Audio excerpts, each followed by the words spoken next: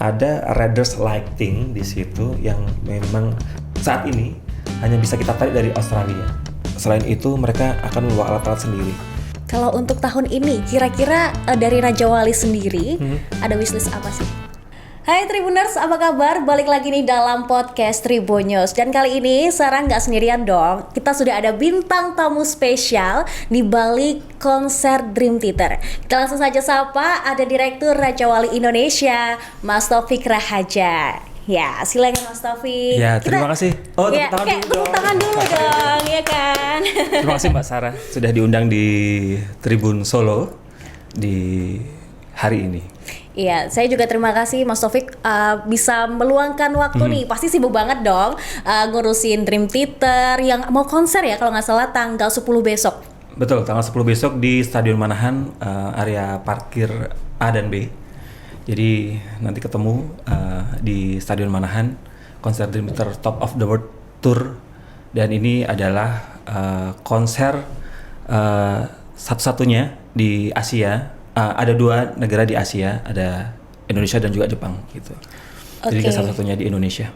Jadi satu-satunya di Asia Tenggara itu cuma Betul, Indonesia Asia Tenggara, aja. betul. Wow, jadi masyarakat Indonesia, apalagi yang ngefans sama Dream Theater patut berbangga dong ya. Raja Wali loh yang ngedatengin Dream Theater ke Indonesia, ke Solo. Nah, tapi sebelum kita nanti mau ngobrolin lebih lanjut soal Dream Theater, kayak pengen tahu nih sebenarnya tuh Raja Wali Indonesia apaan sih? Kan katanya kalau nggak kenal maka nggak sayang ya Mas ya.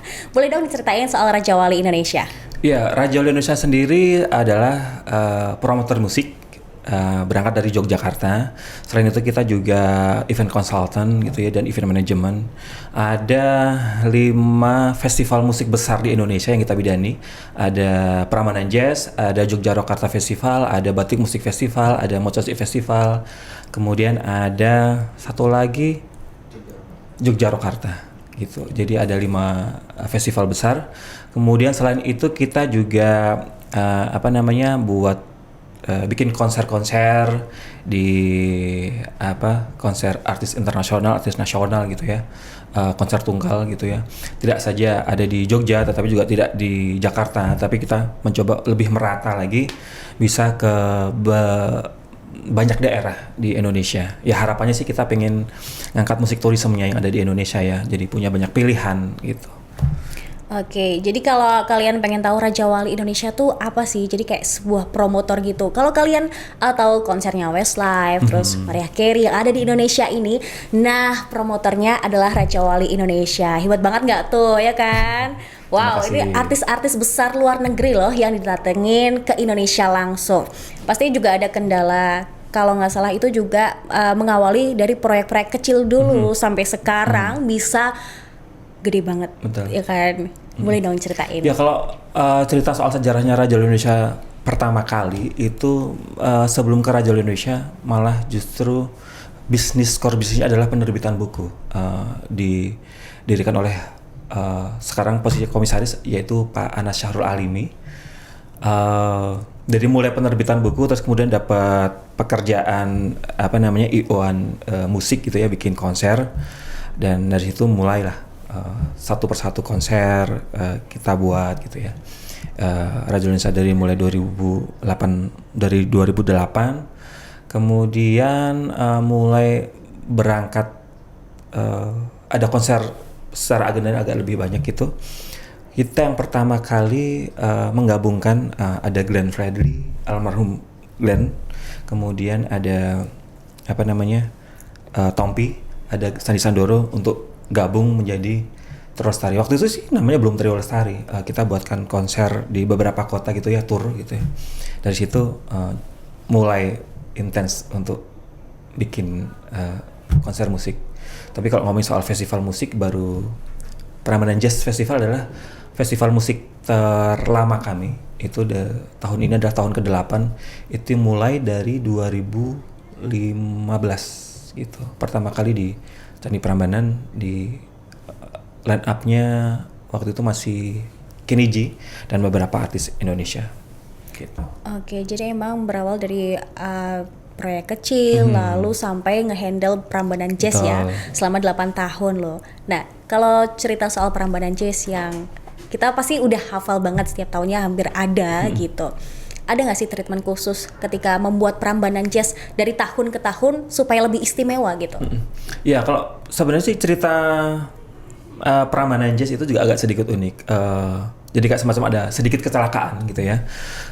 Kita sempat dealing dengan salah satu venue yang ada di Jogja, ballroom gitu. Kita mau buatkan sebuah tontonan konser eksklusif seperti itu. Kita kontak Kenny G untuk didatangkan. Kemudian ada komunikasi yang membuat dari pihak hotel itu, dari pihak venue-nya itu membatalkan sepihak gitu. Akhirnya tapi kami kan harus menjaga komunikasi dengan artis internasionalnya ya, karena juga itu bagian dari track record pekerjaan kita nanti ke depannya gitu, supaya lebih memudahkan. Dari situ kita mencoba untuk mencari alternatif venue yang ada di Jogja, outdoor gitu ya, yang luas gitu, untuk kita pindah Kenny G ini ke venue tersebut. Tetapi ketika ngomongin soal venue-nya, Prambanan adalah salah satu pilihan gitu. Borobudur juga bisa menjadi salah satu pilihan juga kalau ngomongin soal ada di area heritage ya. Kita pengennya kalau bikin sesuatu tuh ada value tambahnya gitu ya. Jadi kita memang sengaja milih venue-nya yang heritage gitu.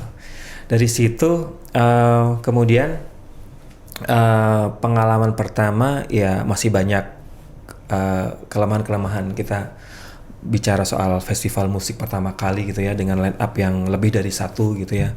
Kami memang harus belajar banyak, karena kalau ngomongin soal apalagi dengan komunikasi dengan artis internasional, dan ada beberapa rule, karena perubahan itu kan selalu ada, termasuk perubahan pada saat di hari hanya di tahun 2015 itu, yang seharusnya Kenny G sebagai penutup, tetapi tiba-tiba dia minta lebih maju lagi, jadi secara rundown harus berubah, yang artinya tuh ya kalau ngomong soal secara show management jadi agak sedikit kacau gitu. Karena tapi dari situ ya nilai positifnya di 2015 kita belajar, secara target dari ya cuman 5.000 penonton, yang datang di situ 8.000 orang gitu ya.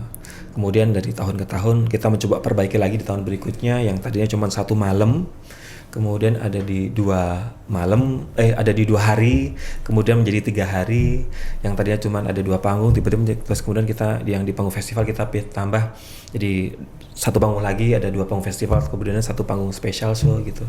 Ya selalu ada selalu ada perbaikan setiap tahunnya, karena kita belajar dari tahun ke tahun ya, mulai dari soal handling artisnya, soal strategi promosinya, kemudian belajar soal show manajemennya, yang timekeeping sebuah festival besar gitu ya, sampai dengan treatment yang terakhir kemarin di 2022 ya, meskipun tampak seperti kita 2 tahun nggak ngapa-ngapain, tidak bekerja secara offline, ada penonton langsung di hadapan kita, itu juga jadi kayak semacam kita harus belajar lagi nih soal proses adaptasi itu ya, dengan ya dibilang cukup sukses kemarin.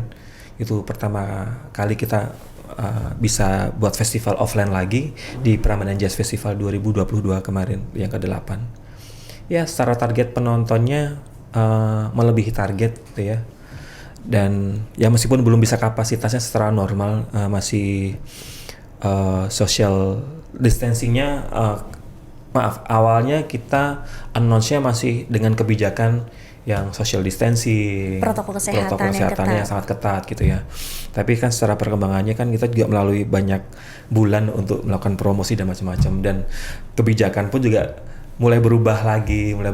Jadi secara strategi promo yang di awal adalah jualan tiketnya dengan kursi, ya mau nggak mau kan kita juga harus konsisten dengan itu, harusnya tetap dengan kursi.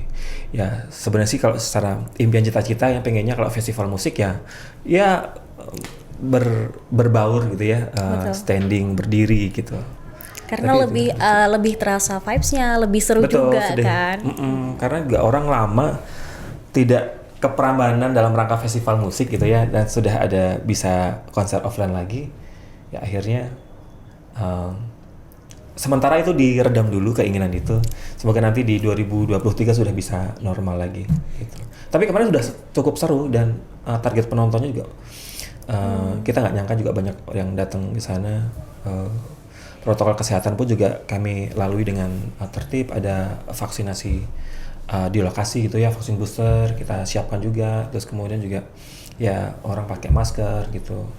Tapi yang pasti yang selalu tidak pernah ketinggalan pada saat di Prambanan Jazz adalah ya selalu ada pasar kangennya. Jadi ketika orang datang dari luar kota gitu ya, ada jajanan-jajanan yang ada di Prambanan Jazz itu mengobati kangenan. Musik, jajan, terus nongkrong, ya macam-macam. Apalagi ketemu orang-orang baru di Betul, sana. ya. Kayak nambah relasi juga gitu kan. Nah ini kan Raja Wali Indonesia banyak banget project yang udah dikerjakan atau sedang dikerjakan dalam proses ini. Pasti ada dong ciri dari Raja Wali Indonesia ketika mau menampilkan suatu karya dalam sebuah event itu. Ciri utamanya sih sebenarnya tidak melulu soal line up dan juga konsep konser itu, tetapi ada hal-hal yang pengen kami angkat ke permukaan soal musik turismenya. Jadi memang sengaja pilihan venue-nya itu tidak di kota-kota mainstream seperti Jakarta yang memang secara agenda konsernya bisa setiap bulan tuh selalu ada gitu ya. Tetapi kita pilih venue-venue yang memang ada nilai heritage atau terus kemudian memang ada nilai kelokalan yang sangat menjadi ciri khas sebuah kota gitu ya, untuk kita jadikan venue gitu. Jadi ya apalagi kalau ngomongin soal artis internasional, meyakinkan mereka, komunikasi dengan mereka, membawa konser mereka ke sebuah kota yang sebelumnya belum pernah ada konser internasional sama sekali, itu cukup cukup effort dalam arti, tetapi juga bukan perkara ya gampang-gampang, susah sih sebenarnya selama sarana prasarananya kamu bisa menyiapkan, kita sebagai promotor bisa menyiapkan, ya mereka pasti ya oke gitu. Ya jarak antara antara bandara ke venue, terus kemudian venue ke hotel gitu-gitu, hotel bintang berapa di sana ready dan sebagainya gitu. Ya kita perlu sampaikan itu ke semuanya, kita sampaikan itu semua ke artis gitu, dan mereka oke, ya tinggal kita atur deposit pembayaran dibukanya, log tanggal dan sebagainya gitu, jadwal strategi promosi bagaimana, mau announce kapan gitu, ya sudah rilis gitu. Oke, ini kan Raja Wali Indonesia tadi sempat ngomong soal selain konsep konsernya, tanggalnya, tapi juga menginformasikan tentang bisa dikatakan hal-hal yang rinci tapi nggak bisa dianggap sepele. Akses, deket mana, tapi itu juga nilai plusnya di-announce juga kepada para penonton atau fans-fans yang mau nonton ke konser. Jadi kalau misalkan kalian besok itu ada konser Dream Theater, Raja Wali juga sudah menginformasikan cara mengaksesnya ke venue seperti Betul. apa gitu. Jadi kayak mungkin terlihatnya cuma mendatangkan saja, tapi ternyata nggak semudah itu gitu ya. Betul. Jadi karena ya apalagi ketika kita melakukan komunikasi dengan agensi artis internasional ya, hal yang detail itu menjadi pertimbangan mereka, karena ada offering sheet, jadi kayak semacam lembar penawaran ketika kita mau bidding artis internasional seperti itu, pasti ada ada beberapa hal yang mereka pengen tahu. Pernah bekerja sama dengan agensi artis internasional siapa saja, apa nama agensi artisnya, siapa nama kontak personnya disebut di situ. Kemudian juga pernah ngundang artis internasional siapa saja gitu. Ada ya, dulu pas di awal-awal kita mengundang Kenny G, ya agak susah, apalagi terus kemudian venue-nya ada di outdoor. Pertimbangan outdoor itu bagi artis internasional kan bagaimana mengamankan ketika nanti cuacanya tidak mendukung gitu-gitu loh. Jadi soal sebelum perform kan mereka pasti juga akan ada sound check ya, alat-alat mereka kena panas langsung gitu juga bagaimana gitu-gitu. Tapi begitu kita pernah melakukan sekali pecah telur mengundang artis internasional di outdoor, berikutnya jadi lebih mudah dalam arti bukan bukan bukan kita yang menawarkan, justru kadang-kadang ada beberapa artis yang pengen tampil ada di situ sama seperti si itu gitu juga ada gitu. Jadi ya beberapa kali kita sempat melakukan negosiasi dengan artis internasional ketika membawa tur. Secara konsep turnya misal harus ada LED stage di belakang di belakang panggung gitu. Tetapi karena kita pengen mengekspos ada Candi Prambanannya, ada Candi Borobudurnya, kita perlu negosiasi bahwa bisa nggak yang backstage LED backstage-nya itu LED belakangnya itu dihilangkan gitu. Jadi supaya kita bisa benar-benar ekspos si candinya gitu ya, ekspos background gitu. Itu yang kami lakukan untuk ya kalau ngomongin soal karakter Raja Indonesia pernah bikin itu ya ada value-value soal ngangkat heritage-nya gitu juga. Jadi juga memperkenalkan soal Indonesia ya, nggak melulu kita selalu ambil dari luar, tapi supaya orang luar juga tahu Indonesia itu tuh kaya banget loh akan budaya. Ya kalau ngomongin soal artis internasional datang ke sini kan juga bagian dari strategi promosi budaya ya, dalam arti kalau kita mungkin membayar mereka sebagai endorser untuk mempromosikan Indonesia gitu ya, mempromosikan tempat-tempat wisata atau destinasi yang pengen kita angkat gitu. Kalau membayar mereka saja gitu kan jadi cuman sayang. Tapi ketika kita undang sebagai artis tampil show gitu ya di depan sebuah misalkan di Candi Prambanan gitu ya, artinya mereka secara suka rela pasti akan mereka dengan bangga juga posting di sosial media mereka gitu sedang ada di Candi Prambanan. Itu juga bagian dari ya secara gratis kita dapat impactnya, dapat promosinya gitu ya, yang kita tidak perlu bayar mereka sebagai endorser untuk posting dong ini ya, secara nggak ya, langsung. betul, secara tidak langsung kan mereka pengen banget ya datang ke tempat yang aku juga baru pertama kali di Prambanan, ternyata foto di situ, posting di ininya mereka gitu. Nah oke, tapi yang terbaru ini Raja Wali Indonesia juga akan mendatangkan Dream Theater ya, yang akan konser di tanggal 10 Agustus besok. Tapi ada yang istimewa nih. Kalau biasanya konser band-band besar, apalagi nih band rock asal AS ya, itu ada di ibu kota, Jakarta lah. Cuman ini didatangkan langsung ke Solo, Jawa Tengah yang ada di Indonesia. Nah ini tuh alasannya apa sih? Apa karena di kota kelahirannya Pak Jokowi, sekaligus Pak Jokowi juga seneng banget kan soal band-band rock gini?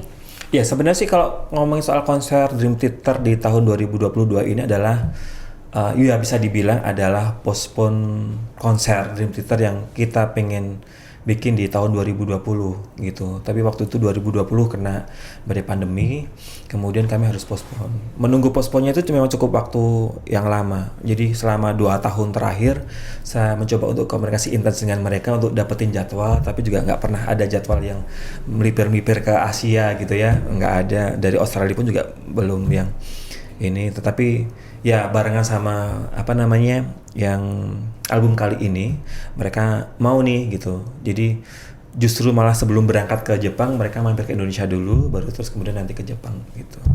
Kalau ngomongin soal pilihannya kenapa ada di Solo, sebenarnya ya ada obrolan santai sebelum ini ya. Jadi sebelum pilihan ada di Solo dan sebelum Mas Wali Kota sebagai Wali Kota gitu. Oke, Mas Gibran sebagai Wali Kota Solo ya. Wali Kota Solo gitu ya.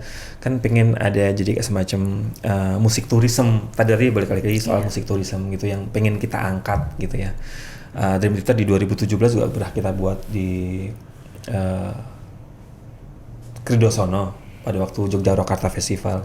Kemudian kita pengen bikin sesuatu yang nggak narik yang dari tadi yang postpone dari Jakarta, memang bisa sempat ditawarin ke Mas Gibran, mau nggak Mas ini mampir ke Solo gitu.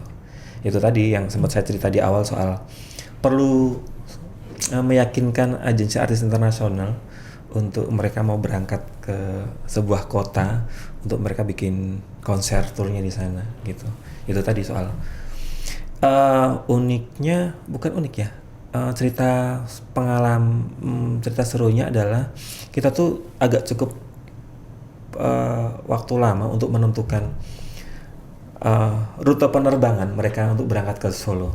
Yang tadinya dari pihak mereka tuh mencoba untuk mencarikan rute penerbangan ke Solo tuh lewat apa saja, apakah lewat Solo bisa, lewat Jogja apakah bisa dan sebagainya. Akhirnya terus kemudian pilihannya mereka turun di Jakarta, kita siapin sleeper bus dari Jakarta ke Solo, dan kami juga kasih estimasi waktu kira-kira kalau sleeper bus itu berapa lama gitu, dan mereka oke dengan itu.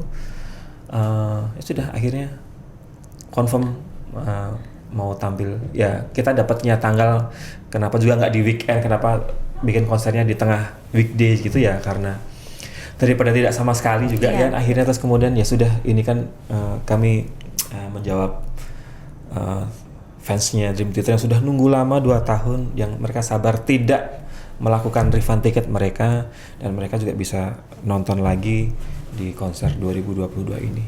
Nah oke, jadi kan ini kali kedua Raja Wali Indonesia mendatangkan Dream Theater ya. Kalau dulu di tahun 2017, apa nih bedanya Mas di tahun 2017 dan juga di tahun ini gitu?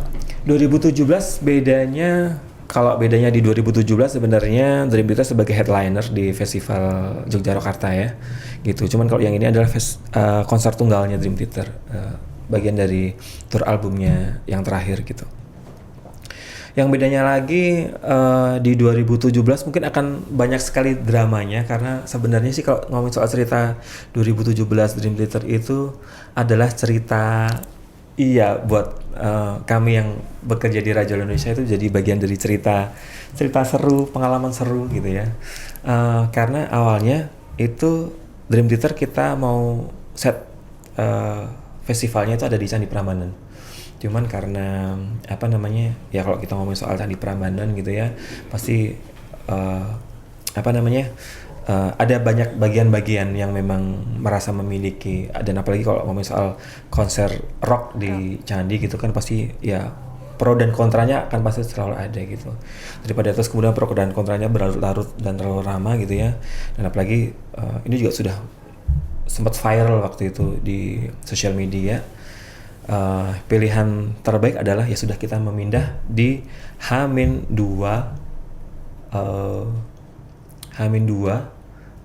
pelaksanaan konsernya. Artinya bahwa ya Bandung Bondowoso versi baru itu terjadi, karena kalau ngomongin soal sebuah panggung musik internasional gitu kan, biasanya kita nyiapin dalam kurun waktu ya 7-10 hari, dan ini kita hanya siapin cuma dalam 2 malam gitu ya.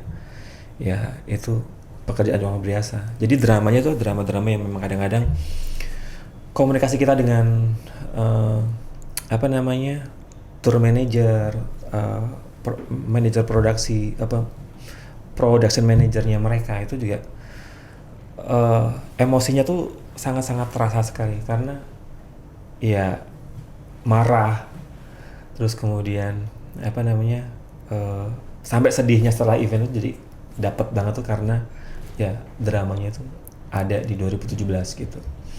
Itu yang terjadi, dan ya yang kali ini sih semoga sih lebih lancar, lebih enak, karena juga secara line up-nya juga kita secara prepare-nya, kalau sekarang sih prepare-nya irisan secara waktu loading-nya cuman barengan sama Asian Para Games saja di venue yang sama gitu ya. Ya keren sekali Solo punya event internasional dalam waktu bersamaan gitu ya, dan ini juga bagian dari pasti secara kunjungan tamu-tamu datang ke kota Solo pasti wah jadi salah satu alasan kenapa dipilih di kota Solo itu ya. Dan ini emang kalau tadi lihat di drama di tahun 2017 ada rasa marah, terus sedih, tapi sebagai pekerja di Raja Wali Indonesia tetap harus profesional dong. Profesional. Jadi segala hal yang namanya, kan kalau ngomongin soal artis internasional kan pasti ada riders yang harus kami penuhi. Betul. Dan selama riders itu bisa kami penuhi dan mereka bisa perform secara maksimal gitu ya, itu adalah apresiasi yang luar biasa buat ya, dari sisi artisnya juga, iya, dari sisi kami sebagai promotor juga. Puncak kebanggaannya ada di situ gitu ya, kita bisa memberikan sajian yang sangat berkesan, meninggalkan kesan yang sangat baik, dan mereka pun juga ya ada hal-hal yang memang bisa, meskipun melalui drama itu, tetapi ketika respon penontonnya bagus, crowd-nya banyak. Terus kemudian mereka juga sempat melakukan apa namanya ya? Waktu itu mengkomposisi ulang gundul-gundul pacul yang ditampilkan di salah satu setlistnya mereka gitu ya. Ya itu juga kejutan yang luar biasa bagi kita ya sebagai orang Indonesia, dan mereka ternyata mengulik sejauh itu juga ternyata tentang Indonesia untuk gitu. tentang Indonesia supaya merasa lebih dekat dengan fans yang ada di Indonesia gitu. Itu cara mereka ya. Nggak tahu nanti kalau pas di Solo mereka bikin kejutan apa lagi, ya kita tunggu gitu. Kita tunggu ya di tanggal 10 besok 10. akan ada kejutan apa nih dari Dream Theaters. Karena tadi sempat spill juga ini konser 2 tahun tertunda gara-gara pandemi. Ya kan. Lalu ketika akhirnya ditentukan tanggal Dream Theater untuk konser di Solo Indonesia di tanggal 10 besok, gimana respon para ya mungkin yang sudah beli tiket, yang sampai nggak refund juga? Antusiasmenya seperti apa sih? Antusiasme sih tentu saja mereka sangat senang sekali ya. Ya meskipun secara waktu ada beberapa yang memang memilih untuk tetap mempertahankan tiket mereka, tetapi juga ada yang memilih untuk refund karena mungkin secara jadwal juga tidak bisa punya kesempatan gitu. Respon mereka positif, mereka sangat senang sekali, dan akhirnya setelah menunggu 2 tahun yang jadi kayak semacam harap-harap cemas jadi atau enggaknya, kalau enggak nanti bagaimana kejelasannya gitu.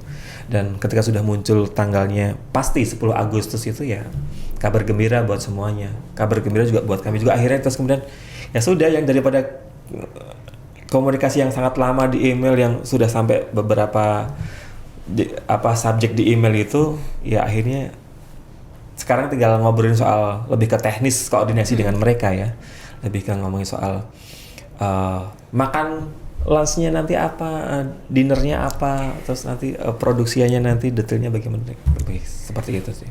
Ngomongin soal makanan di Solo itu kan kulinernya banyak banget.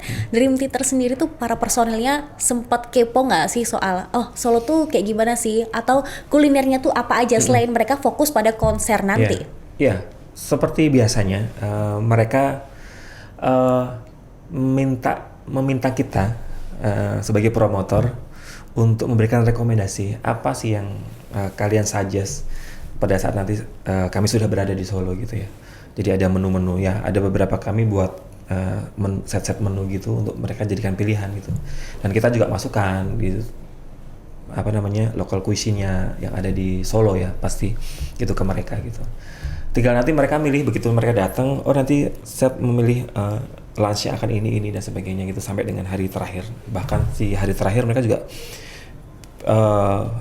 after party ya mereka menyebutnya gitu ya, setelah mereka benar-benar selesai perform gitu, harus disiapkan, mereka nanti akan memilih kuliner-kuliner yang ada di sekitar, restoran sekitar atau kuliner sekitar itu apa. Nah ini dari tim kita yang akan membelanjakan itu dan kemudian sudah siap ready di belakang panggung. Jadi begitu mereka selesai tampil, mereka akan ada di backstage menikmati itu. Dan kembali lagi di besoknya ke Jakarta. Oke, aku penasaran banget nih. Mungkin bisa di-spill salah satu kali ya menu yang direkomendasikan gitu kepada para personilnya. Kemarin yang sempat kita ada Indonesian menu ya, ada Indonesian menu. Kemudian ada menu-menu Solo juga gitu. Tentu saja ada timlonya gitu loh. Kemudian kemarin ada banyak sih kemarin yang kita sempat kirimkan ke mereka supaya mereka memilih. Kita juga minta rekomendasi dari beberapa orang yang ada di Solo ya, untuk kita buatkan gitu, untuk kita kirimkan ke mereka dan mereka akan memilih. Ya itu lokal cuisine, snack dan sebagainya nanti kita juga minta. Kalau snack sih biasanya nanti akan kita siapin di backstage ya. Ngomongin soal persiapan kan butuh waktu, tidak cuma panjang pada banget saat gitu ya. panjang banget. Ya mereka kan sampai di sini tanggal 8, 9 H-1 soundcheck dan sebagainya. Hari hanya tanggal 10, tanggal 11 udah balik lagi ke Jakarta untuk penerbangan ke Jepang. Oke, kalau untuk sound sendiri, katanya nih mereka langsung mendatangkan alat-alat soundnya itu tuh dari Amerika Serikat. Mereka nggak mau atau lebih memilih alat-alat mereka sendiri gitu loh, daripada yang ada di Indonesia. Betul nggak sih Mas? Kalau sound sih sebenarnya kita ada riders yang memang harus kita penuhi. Jadi kayak lighting, sound system, technical ridersnya mereka yang harus kita siapin. Tetapi selain itu mereka akan membawa alat-alat sendiri. Konfirmasi sudah ada 25 box yang sudah sampai di Jakarta dan tinggal dikirim nanti pada saat jelang ya tanggal 8 itu sudah sampai di sini, tanggal 9 sudah set up, sudah serah terima dengan mereka. Cuma yang unik ini yang salah satu membuat komunikasinya jadi sedikit lebih panjang itu adalah ada riders lighting di situ yang memang hanya bisa saat ini hanya bisa kita tarik dari Australia, yang ada di Australia. Nggak tahu bentuknya lightingnya seperti apa. Nah nanti lihat saja di tanggal 10 Agustus di Stadion Manahan gitu ya. Ya ini lighting dari Australia, ya tentu saja kalau ngomongin soal lighting dari Australia, cost dan produksi gitu pasti ya memang harus dipenuhi ya. Harus dipenuhi ya karena mereka kan konfirmasi ya mereka sudah memberikan tanggal waktu start di 10 Agustus terus kemudian ya setidaknya apa yang mereka, karena kami sudah mencoba untuk counter mereka gitu ya untuk beberapa kasih opsi pilihan gitu dan mereka tetap menginginkan itu. Ya sudah ya selama itu bisa kita penuhi dan kita bisa komunikasi sama mereka ya sudah akhirnya ya terjadilah tanggal 10 Agustus itu. Jadi muncul tanggal 10 Agustus itu ketika yang ridersnya itu sudah ready semua. Oke, kamu ada di sana. Apa namanya? Secara speknya Indonesia punya. Lighting juga ini ada, Indonesia ada. Yang ini nggak ada, berarti memang harus dicarikan. Tolong kamu carikan di dekat-dekat di Indonesia mana yang ada gitu. Tapi dari Australia gitu. Yang lainnya sih so far aman ya. Oke. Gitu. Berarti memang harus dipenuhi juga. Ketika lightingnya itu sudah ready, maka terbitlah tanggal di 10 Agustus iya, itu betul. ya. Berarti mungkin bisa ditarik kesimpulan lightingnya ini yang ditunggu-tunggu juga gitu, yang terpenting ya. Lighting yang ditunggu, ya mungkin bisa jadi lighting itu juga akan menjadi bagian dari performance mereka ya. Selain ada beberapa technical riders, materi LED yang ada di belakang, nanti seperti apa mereka sudah kirimkan materinya untuk dilihat di preview, kemudian juga secara spek LED-nya itu yang kemarin yang cukup waktu lama untuk menentukan keluar tanggal 10 Agustus terus kemudian kita buru-buru, jadi kesannya sih memang buru-buru ya, secara persiapan sangat singkat sekali, promosinya memang nggak cukup waktu banyak gitu ya karena kita nunggu terus kemudian dapat tanggalnya ya mau nggak terus kita harus segera rilis tanggalnya. Kalau untuk target tiket berapa sih? Kalau secara kapasitas ada di 10.000. Pembeli tiket lama itu kalau pembeli tiket lama sebenarnya sih itu yang tidak melakukan refund ada 1.800. Kemudian sampai sekarang itu sudah di 50% ketambah 1.800, sekitar sudah ada 7.000. Itu sisanya ada beberapa tiket yang tidak semuanya ada di tiket apa saja, tetapi juga nanti bisa ada beberapa program-program tiket dengan para sponsor gitu yang sisanya itu. Jadi so far sih tiket masih bisa didapatkan di tiketapasaja.com. Oke, kalau untuk persiapannya ini kan tadi dibilang persiapannya emang agak mepet ya dibanding mungkin project-project yang lainnya gitu. Sejauh apa sih untuk saat ini? Sejauh sudah kalau secara persiapan karena kita memang barang-barang belum ada di sana semua ya, belum ada di venue gitu ya. Ya bisa dibilang sudah 70% ya komunikasi kita clear dengan mereka, tinggal mengkonfirmasi jadwal loading, jadwal dengan mereka. Ya tinggal perintilan-perintilan, tetapi itu juga bagian dari sesuatu. Kalau tidak ada itu pasti juga nanti akan mengaruhi penampilan mereka ya. Mereka juga pasti secara logistik mereka di sini butuh makan, ya bagian dari hospitality, kendaraan, bisnya gitu ya. Cuman hal-hal yang perlu kita konfirmasi lagi ke para vendor gitu. selama ini berarti untuk menunggu sampai hari H ya, cukup berkomunikasi secara intens dong Betul. ya Pak untuk Betul. ke pihak Dream Iya, Theater sendiri. apalagi kalau kita ngomongin soal jam jam efektifnya gitu ya, kan kebalikan dengan kita ya. Jadi saya otomatis mungkin kalau agak punya lingkar hitam di mata mungkin karena memang sering begadang, karena saya mencoba komunikasi dengan mereka itu mulai dari jam 8 malam sampai dengan jam 6 pagi. Itu adalah waktu efektif mereka. Ketika saya kirimkan email pasti akan dibalas sama mereka. Ya pasti ada waktu yang saya juga lelah tidur gitu, terus kemudian juga jadi skip. Saya kirim siangnya, nanti balasnya pasti ada delay waktu karena mereka pasti kan waktu istirahat. Tapi ketika di jam-jam itu ya pasti akan fast respon. Saya kirim apa nanti dia akan reply gitu. Jadi agak sedikit kebalikan sih waktunya dari sini. Jadi perjuangannya sih itu ya, semoga nanti di tanggal 10 bisa memberikan mereka juga bisa memberikan penampilan terbaik mereka di Solo. Totalitas semangat ya Raja Wali Indonesia ini sampai Mas Taufik nih sebagai direktur meluangkan waktu tidur ya. Ya karena apa ya, dari awal sih memang komunikasinya dengan saya juga dengan Pak Anas waktu itu dan intens. Ada beberapa hal yang memang sudah kami coba delegasikan ke tim divisi yang terkait. Ada soal hospitality, produksi, kemudian nanti yang lain soal media dan macam-macam gitu. Tapi ada beberapa hal memang harus saya kawal secara langsung ke pihak artis manajemen dan juga agensinya, tour manajernya gitu.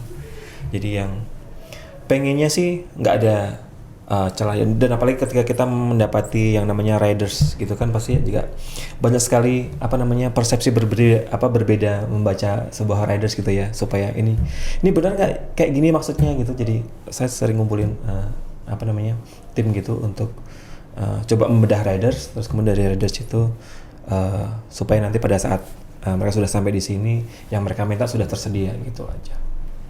Untuk antisipasinya sendiri di konser besok tanggal 10 apa aja nih Mas? Termasuk juga keamanannya ya? Kalau soal keamanan, yang pasti kami menyiapkan selain terkait soal izin keramaian yang itu didukung oleh polisi, kami juga menyiapkan terkait soal security personal yang akan nempel ke mereka. Kemudian juga bagian dari standar penyelenggaraan event di masa pandemi gitu ya, bahwa protokol kesehatan juga tetap masih berlaku, masker gitu. Kemudian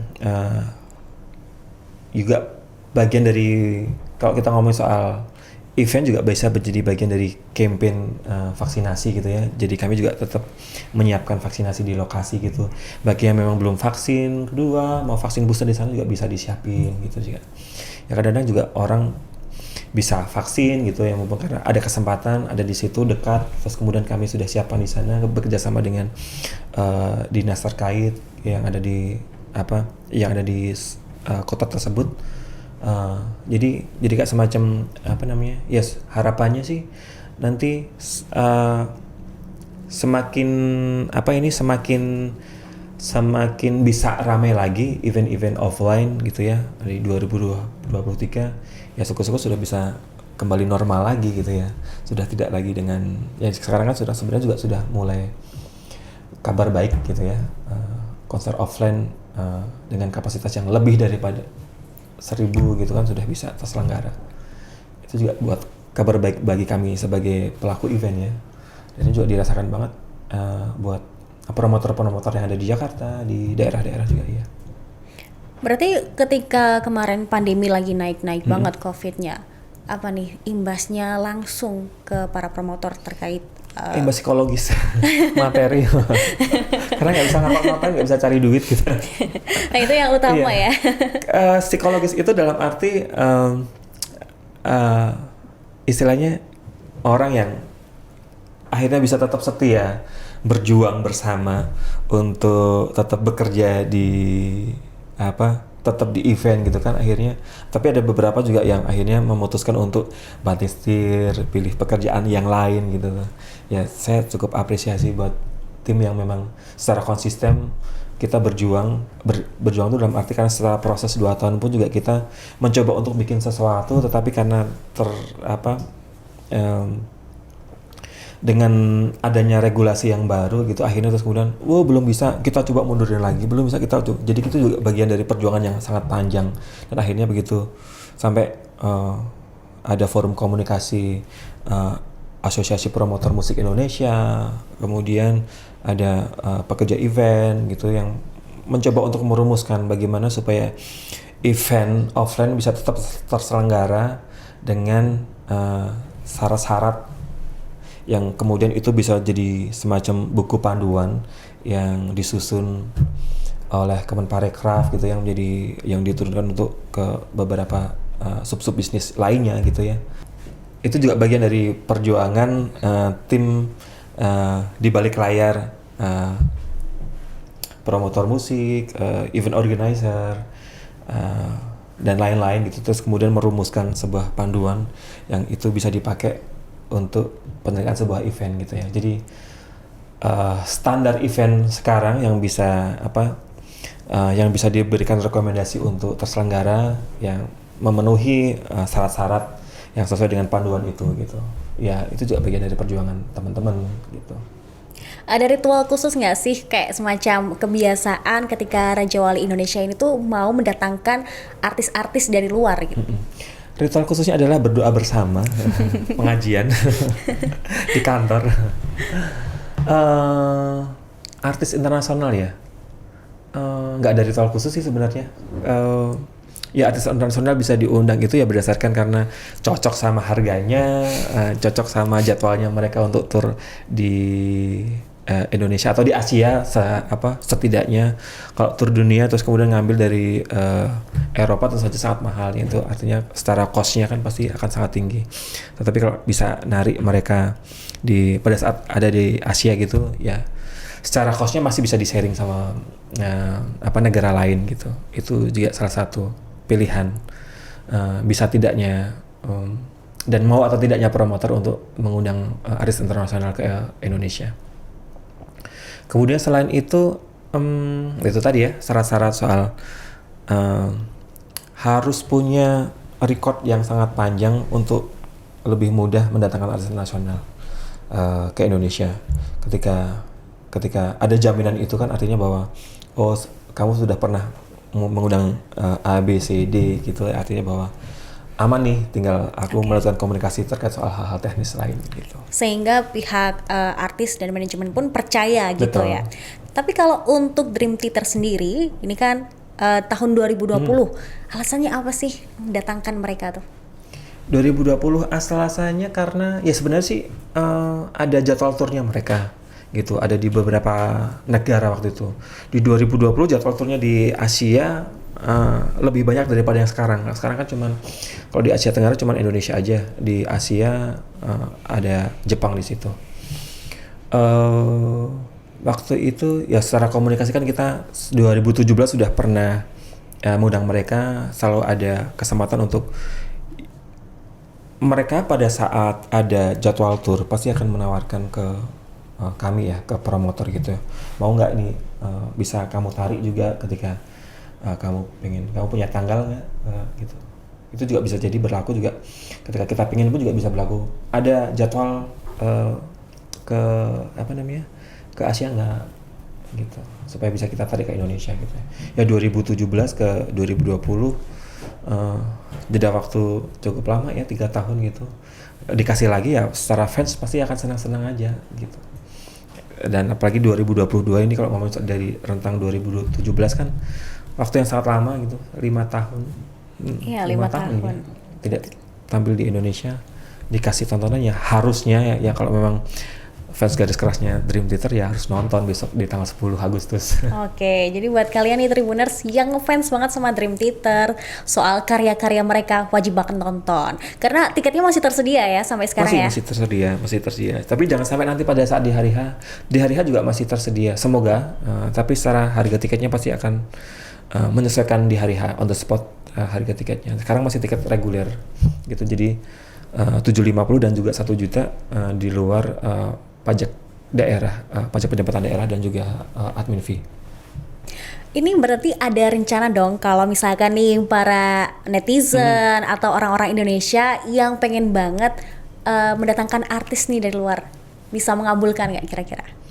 Wishlist ya? Ya. Ya wishlist tuh ada wishlist yang memang kita menyesuaikan marketnya gitu ya. Nanti silahkan mungkin di follow Raja Wali Indonesia Instagramnya, di situ kasih aja komentar-komentar apa gitu ya, pengen datengin atau DM gitu. Di situ kadang-kadang juga jadi bagian dari pertimbangan kami memilih artis Indonesia, artis internasional untuk datang ke Indonesia. Kemudian ya kami sendiri juga punya wishlist, pengen datengin siapa, itu juga punya banyak wishlist yang pengen kita undang ke Indonesia gitu ya. Kalau untuk tahun ini, kira-kira dari Raja Wali sendiri ada wishlist apa sih untuk mendatangkan tamu ya? Boleh dong ya kan, dibocorin sedikit gitu. Yang sudah pasti, yang sudah confirm adalah Westlife. Kalau artis internasional, kalau belum confirm kami nggak berani announce gitu, karena kan ada tanggung jawab yang harus kami jaga dengan mereka gitu ya. Tapi ada beberapa yang sedang tahap komunikasi gitu ya. Tahun depan juga kita sudah ada agenda juga gitu di festival-festival kita. Semoga festivalnya sudah mulai jalan, tidak cuma Prambanan. Tahun kemarin Prambanan Jazz, tahun ini ada Prambanan Jazz juga Yogyakarta, teman Yogyakarta, Prambanan Jazz dan juga Yogyakarta, artis Indonesia semua. Semoga tahun depan kita sudah punya artis internasional untuk didatangin. Yang tahun ini artis internasionalnya itu tadi ya Westlife. Yang lain nanti masih nunggu. Oke, kita tunggu nih. Apalagi kejutan update-nya dari Raja Wali Indonesia. Karena artis-artisnya siapa sih yang nggak tahu gitu track recordnya ya kan. Nah, untuk harapan di konser besok Agustus apa nih? Harapannya besok di konser Agustus,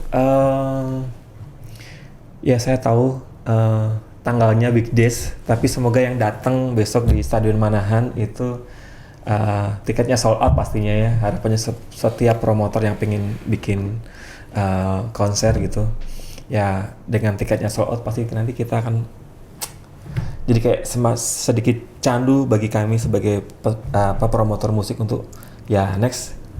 Oke nih Solo salah satu alternatif venue untuk konser internasional kita bisa bawa ke Solo gitu ya. Ya, jadi jangan lupa beli tiketnya. Oke, jangan lupa beli tiketnya ya buat kalian penggemar Dream Theater, karena nggak boleh banget ya untuk dilewatkan. Betul, karena kita nggak tahu ya setelah di 2022 mereka bisa ke Indonesia lagi kapan. Kadang juga ya 2 tahun kemarin juga posisinya juga menunggu yang cukup lama gitu ya. Setelah ini ya kita belum tahu. Mumpung ada kesempatan Dream Theater ke Indonesia lagi, jadi jangan lewatkan kesempatan ini. Nah, ini terakhir banget. Ini kan Presiden Jokowi itu penggemar band rock ya. Kira-kira apakah emang ada rencana, sudah direncanakan Pak Presiden tuh bakalan ikut nonton langsung ke Stadion Manahan besok, atau mungkin ada jajaran di kabinet atau pemerintahan yang bakal jadi tamu di sana? Kalau secara konfirmasi langsung dengan kami, ya bisa jadi akan ada dalam arti ya kita nggak tahu ya, karena banyak sekali yang sudah memesan tiket Dream Theater besok gitu mengatasnamakan gitu ya, tapi tidak secara langsung yang mereka akan datang di lokasi besok, karena ada beberapa kalau pejabat-pejabat mereka akan datang tidak melakukan konfirmasi dan tiba-tiba mereka akan datang di sebuah konser besok di tanggal 10 itu juga, karena kayak ya ini kita bisa melihat mereka mungkin juga tidak sebagai RI1 tapi juga sebagai seorang yang fans garis kerasnya Dream Theater gitu, pengen nonton gitu ya. Ini ada kesempatan buat bisa datang gitu ya, apapun profesinya gitu ya. Ya karena juga tidak ada treatment khusus, karena kami juga tidak menyiapkan yang ada namanya seat VIP ada di sana. Yang ada cuma festival A dan juga festival B. Pun ketika Bapak Jokowi hadir gitu nanti ya mereka pasti akan membaur dengan penonton festival yang lain, festival A tentu saja pasti gitu. Kalau beliau hadir gitu ya. Tapi secara konfirmasi sampai sekarang kemarin sih sudah sempat ada beberapa pejabat-pejabat gitu yang melakukan pembelian tiket melalui ajudan mereka gitu ya. Berapa banyak tiketnya gitu, ada 10, beli 20, beli 30, 40 gitu tuh. Sudah. Oke, jadi kita tunggu nih apakah jadi, Bapak ya. Jokowi akan hadir menonton langsung konser Dream Theater ya kan? Kita nggak tahu, kita tunggu nggak aja. tahu, bisa jadi nanti Mas Wali Kota langsung ini ya anak meminta, loh Pak, kamu Ya, sebagai boleh. fans Dream Theater gitu kan, terus kemudian bisa ini. Karena Mas Gibran kan kemarin udah welcome banget ya konser diadakan di Solo, Jawa Tengah ini. Betul. Ya kayak kemarin berita terakhir yang kemarin juga sempat viral gitu ya. Ya kalau Pak Jokowi ya postingan yang diposting sama Mas Gibran gitu ya. Ya kalau Pak Jokowi nonton ya harus beli tiket gitu ya. Ya artinya memang ada beberapa kemarin sempat konfirmasi ke kami ada pembelian tiket itu entah itu dari jajaran kabinet atau jadi jajaran di kepala daerah yang akan datang ke Solo untuk nonton Dream Theater ya. Sangat memungkinkan untuk bisa hadir gitu. Tapi kita tunggu saja. Ya itu, tapi tidak ada secara treatment khusus dari kami dari pihak kami promotor untuk menyiapkan, tetapi ya ketika mereka datang ya akan sebagai penonton sama seperti yang lain, berbau dengan festival gitu. Dengan festival. Oke, jadi itu tadi ya soal seluk-beluk Raja Wali Indonesia dan juga kita spill dikit soal dibalik konser Dream Theater besok tanggal 10 Agustus ya di Stadion Manahan gitu. Jadi buat kalian jangan sampai ketinggalan konser ini. Kalian kalau misalkan pengen tahu informasi terbaru lainnya soal konser Dream Theater itu bisa ke Instagramnya Raja Wali Indonesia ya. Betul, @rajawali Indonesia. Itu jadi update-nya di sana. Ya, secara update agendanya seluruh event Raja Wali Indonesia di sana. Kecuali yang festival nanti ada akun festival sendiri. Oke, baik, terima kasih Mas Taufik untuk Terima kasih Mbak Sarah, waktunya bisa tim bincang-bincang dari di Tribun News Tribun hari ini. News. Oke, semoga lancar terus ya untuk proyek-proyek di Raja Wali Indonesia, termasuk yang terpenting yang terdekat ini proyek Dream Theater gitu. Amin. Terima kasih Mas Taufik. Terima kasih Mbak Sarah. Terima kasih sudah nonton. Jangan lupa like, subscribe, dan share ya.